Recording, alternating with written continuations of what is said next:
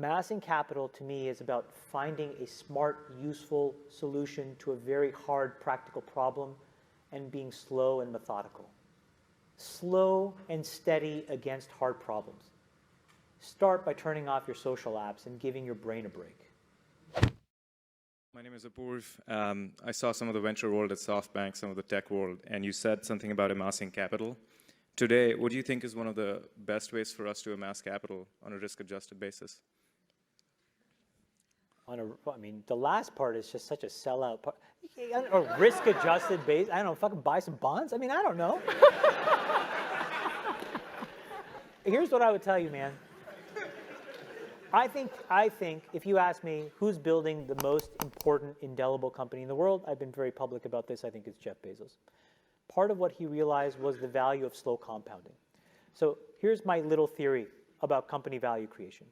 The faster you build it, that is the half-life. It will get destroyed in the same amount of time.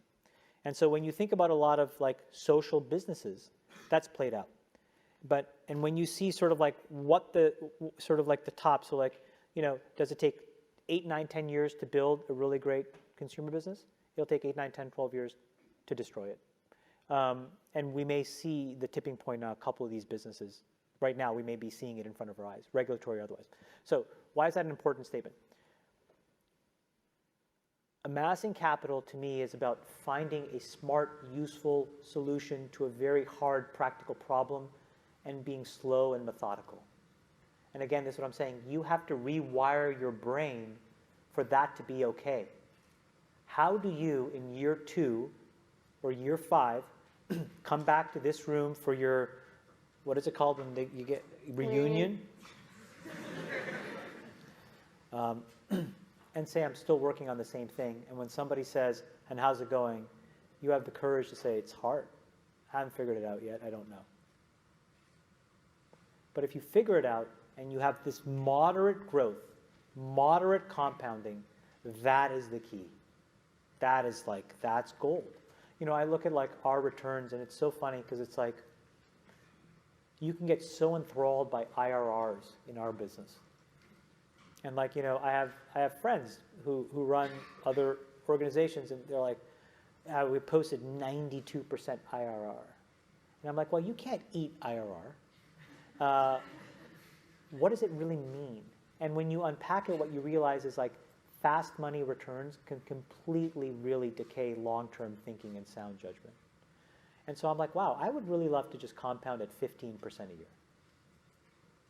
And the reason is because if I can do that for 50 years, that's $250 billion, like some crazy number. Like, it's just enormous. So it's like slow and steady against hard problems. Start by turning off your social apps and giving your brain a break. Because then you will at least be a little bit more motivated to not be motivated by what everybody else fucking thinks about you. Do you know what I'm saying? It's hard. Think about how all this stuff plays together. How does trying to get, you know, posting your fucking waffles online relate to me starting a business and accumulating capital? This is wiring your brain for super fast feedback. It's the same brain you're using to build a company. Don't think they're not the same. Do you know what I'm saying? No? Yes? No? Yes! Yes, right? You have one brain. So you're training your brain here, whether you think it or not, whether you know it or not, whether you acknowledge it or not. Acknowledge that these things where you're spending hours a day are rewiring your psychology and physiology in a way that now you have to use to go and figure out how to be productive in the commercial world. So if you don't change this, you are going to get the same behaviors over here. Change this. There's a reason why Steve Jobs was like anti-social media. I am telling you I'm not on these fucking apps. I'm not him by any stretch of the imagination. But I am proactively trying to rewire my brain chemistry to not be short-term focused.